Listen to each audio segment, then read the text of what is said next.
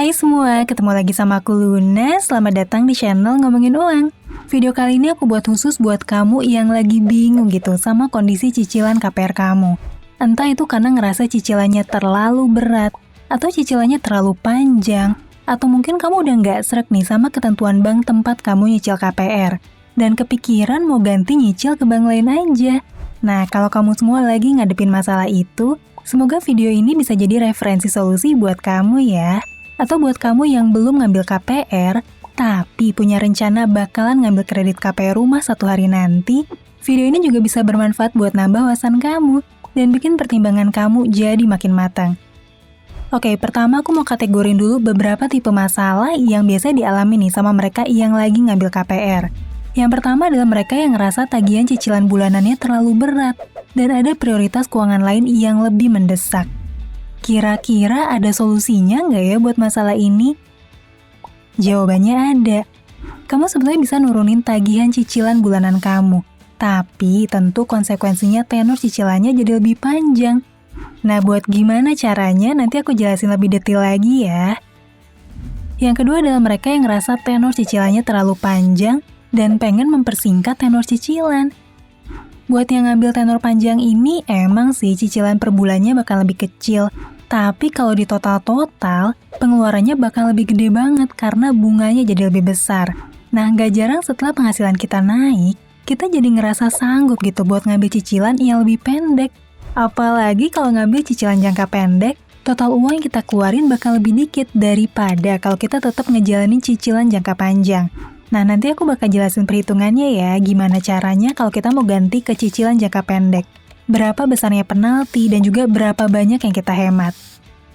Yang ketiga adalah mereka yang cicilan KPR-nya tuh jadi berat.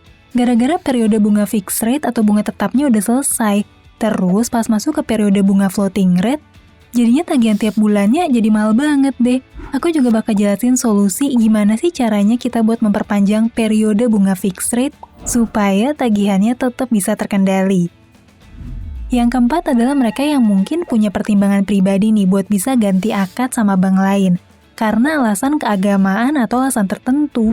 Misalnya dari yang awalnya ngambil cicilan di bank umum konvensional, sekarang mau pindah gitu ngambil akad ke bank syariah. Gimana caranya ya buat bisa ganti ke bank syariah? Nanti aku jelasin di video ini ya. Oke, sekarang kita langsung aja bahas solusi dari setiap skenario masalah tadi. Skenario pertama, gimana caranya kita ganti ke cicilan yang lebih ringan? Nah, buat bisa ngelakuin ini, pertama-tama kamu harus paham dulu apa itu yang namanya takeover KPR. Takeover KPR ini ada beberapa jenis. Pengertian yang paling populer itu adalah pengambil alihan sisa utang dari pemilik rumah yang pengen ngejual rumahnya ke pembeli yang baru.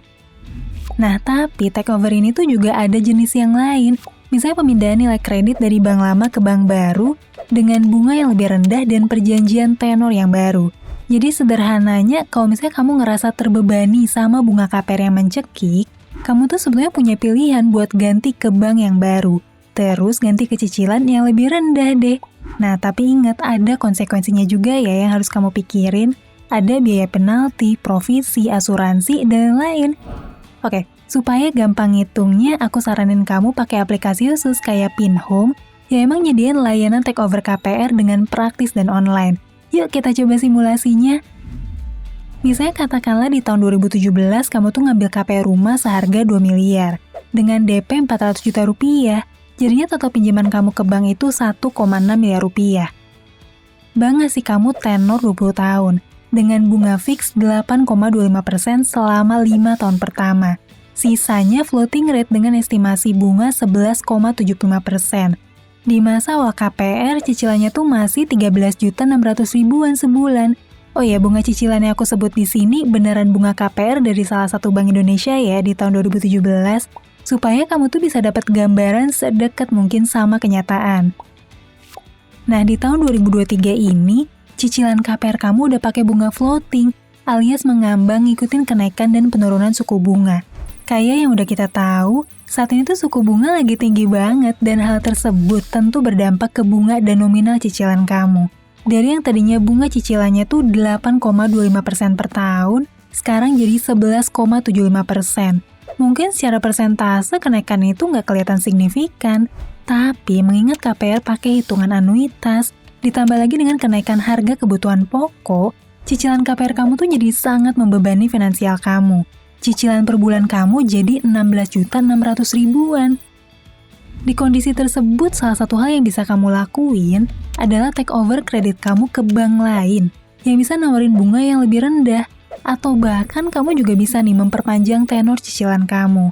Emang sih ngelakuin take over KPR ini bakal nimbulin biaya-biaya yang perlu dibayar, kayak biaya penalti, juga biaya-biaya lain yang perlu dikeluarin pas ngajuin kredit baru, kayak biaya provisi, administrasi kredit, asuransi, notaris, appraisal, dan juga biaya akad. Tapi dengan semua tambahan biaya tersebut, kalau dihitung-hitung nih, ternyata cicilan bulanan kamu bisa lebih ringan, dan total uang yang perlu dibayar juga jadi lebih ringan, karena kamu bisa dapat bank dengan bunga yang lebih menarik. Misalnya katakanlah kamu pindahin cicilan kamu ke Maybank dengan suku bunga fix 5% di 5 tahun pertama, dan floating dengan estimasi 13% di tahun selanjutnya. Sekarang yuk coba kita hitung total cicilannya. Kalau kamu ngelakuin take over dan enggak ngelakuin take over. Ternyata setelah disimulasiin, kamu tuh bisa ngurangin angsuran dari 16 jutaan ke cuma 10 jutaan doang per bulan. Oke, sekarang kita lanjut ke skenario yang kedua. Gimana kalau kamu justru pengen take over dengan pelunasan lebih cepat? Prinsipnya ya mirip aja. Kamu bisa mindahin KPR ke bank lain dengan tenor baru yang lebih pendek dan total jumlah pembayaran yang lebih dikit kalau misalnya dibandingin sama tenor panjang. Pertanyaannya, apa keputusan mempercepat pelunasan ini worth it kalau ada penaltinya? Yuk kita coba hitung bareng-bareng simulasinya pakai aplikasi Pinhome. Katakanlah rumah dan KPR-nya masih sama kayak yang tadi, tapi di sini kondisinya beda. Di tahun 2023 ini ternyata karir kamu lagi bagus banget. Kamu juga dapetin kenaikan pendapatan yang sangat signifikan kalau misalnya dibandingin sama 5 tahun lalu pas mulai ngajuin KPR. Hal tersebut bikin kamu kepikiran buat ngelakuin pelunasan dipercepat untuk KPR kamu dengan cara memperpendek tenor cicilan. Sebetulnya caranya agak mirip ya kayak sebelumnya. Kamu bisa ngelakuin hal ini dengan cara ngelakuin take over KPR kamu ke bank lain yang nawarin bunga menarik. Misalnya kamu mindahin cicilan kamu ke bank CIMB Niaga dengan bunga 5,75% selama 3 tahun pertama dan 13% buat tahun-tahun selanjutnya. Terus kamu mutusin nih buat ngambil cicilan selama 10 tahun aja, dari yang tadinya sisa 14 tahun. Sampai sini mungkin kamu ragu gitu, kok ribet banget sih harus pindah bank segala? Kenapa nggak lanjut nyicil di bank pertama aja sih? Buat ngejawab tentang itu, sekarang kita bandingin yuk total yang perlu kamu bayar kalau misalnya kamu lanjut nyicil di bank pertama, dan kalau kamu tuh mutusin take over KPR kamu ke bank kedua. Yang pertama, kamu bayar cicilan selama 12 tahun dengan bunga floating. Katakanlah dengan rata-rata bunga 13%. Terus di tahun ke-16, kamu ngelakuin pelunasan dipercepat dengan ngebayar sisa pokok utang dan juga penalti pelunasan dipercepat sebesar 3% dari nominal pelunasan. Nah, ternyata total yang harus kamu bayar itu sekitar 3,85 miliar rupiah. Tapi kalau kamu take over kredit kamu ke bank lain, jumlah yang perlu kamu bayar tuh nggak nyampe 3,65 miliar. Jadinya hemat deh sekitar 250 jutaan. Lumayan banget kan, uangnya bisa dipakai buat renovasi rumah atau kebutuhan lain. Selanjutnya kita bahas skenario ketiga. Gimana caranya kita bisa memperpanjang periode bunga fixed rate atau bunga tetap? Karena emang kalau kita masukin periode bunga floating rate, jadinya tagihan tiap bulannya tuh jadi mahal banget ya. Bahkan bisa naik nyaris 2 kali lipat. Nah, solusinya kita bisa lihat lagi di aplikasi Pinhome. Misalnya nih, KPR-nya masih sama kayak yang tadi dengan tenor 20 tahun. Tapi pas milih program, kamu bisa urutin program yang punya masa fixed rate yang paling lama.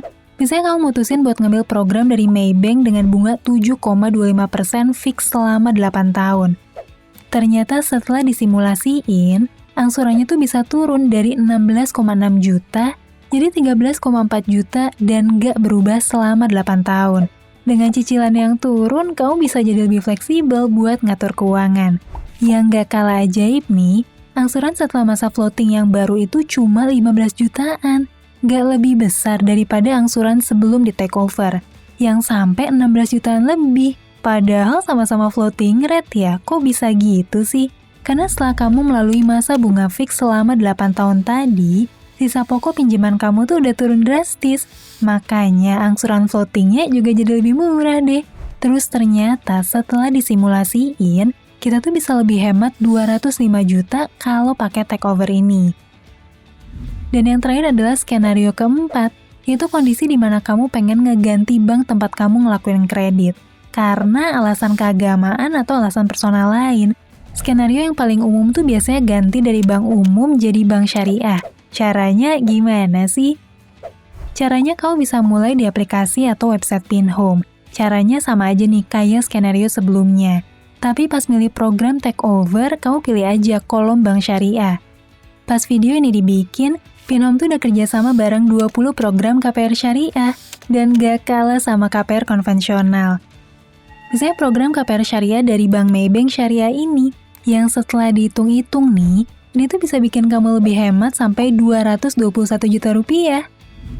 Oke deh, itu tadi beberapa solusi yang bisa kamu ambil buat nyelesain masalah cicilan KPR kamu. Tentunya semua skenario dan solusi itu harus disesuaikan lagi ke kondisi keuangan kamu masing-masing. Kalau kamu mau nyari info lebih lanjut tentang solusi KPR, promo KPR, atau informasi terbaru tentang kebijakan KPR, kamu bisa langsung aja cek di Instagram Pinhome ya. Nah, saranku, sebelum kamu ngambil KPR, ada baiknya konsultasi dulu sama ahlinya. Kebetulan Pinhome juga nawarin servis buat bantu kita ngajuin atau take over KPR. Mereka juga nyediain layanan konsultasi biar pilihan KPR kamu lebih tepat. Oh ya, sebelum aku akhirin video ini, aku juga mau ngingetin nih, cicilan utang yang sehat itu adalah maksimal 30% dari penghasilan bulanan kamu.